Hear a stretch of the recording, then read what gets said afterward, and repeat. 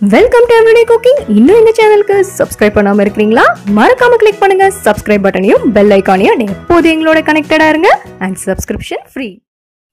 இன்னைக்கு நம்ம குவிக்கா செய்யக்கூடிய சூப்பரான உருளைக்கிழங்கு மசாலா ஒன்று பார்க்கலாம். இதுக்காக நீங்க வெங்காய தக்காளியை போட்டு வதக்கணுங்கிற அவசியம் இல்லை. இது ஒரு தயிர் பேஸ்ட் கறி. இதுக்கு நமக்கு 1 கப் தயிர் தேவைப்படும். இதை நல்லா அடிச்சு வச்சுக்கோங்க.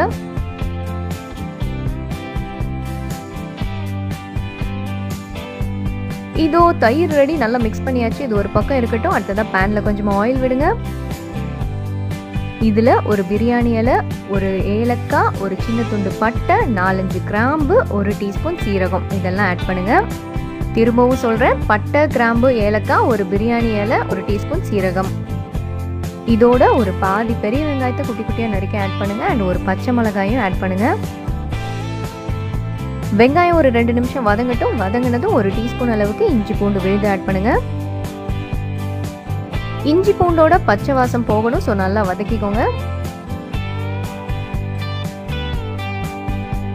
இஞ்சி பூண்டு நல்லா வதங்கினதும் 1 கை கருவேப்பிலை ஆட் பண்ணுங்க. அடுத்ததா தேவையான மசாலாலாம் வரிசையா ஆட் பண்ணிக்கலாம். ஒரு 1/2 டீஸ்பூன் மஞ்சள் தூள், 1 டீஸ்பூன் மிளகாய் தூள், 1/2 டீஸ்பூன் மல்லித்தூள், 1/2 டீஸ்பூன் கரம் மசாலா. மசாலாலாம் ஆட் பண்ணி முடிச்சாச்சு. இப்போ அதை நல்லா வதக்கிக்கோங்க. எண்ணெயிலே மசாலாலாம் நல்லா வதங்கிடணும், பச்சை வாசம்லாம் போயிடணும். அதுக்கப்புறமா நம்ம அடிச்சு வச்சிருக்கிற அந்த தயிர் ஆட் பண்ணிடலாம். தயிர் ஆட் பண்ணும்போது கண்டிப்பா லோ ஃப்ளேம்ல வச்சுட்டு ஆட் பண்ணுங்க. அதே மாதிரி லோ ஃப்ளேம்ல வச்சுட்டே நல்லா கலந்து விடுங்க. நல்லா கலந்து விட்டுட்டு 2 வேக வச்ச உருளைக்கிழங்க தோல் நீக்கி நல்லா குட்டி குட்டியா கட் பண்ணி இதோட ஆட் பண்ணுங்க. உருளைக்கிழங்கோட மசாலா நல்லா சேரணும். ஸோ ஒரு மூடி போட்டு 2லேருந்து 3 நிமிஷம் அதை நல்லா குக் பண்ணுங்க. இதில் தயிர் செய்திருக்கிறதுனால இது ரொம்ப நேரம் கொதிக்க விட வேண்டாம். மீடியம் ஃப்ளேம்லேயே ஒரு 2-3 நிமிஷம் குக் பண்ணுங்க. தாராளமாக போதும்.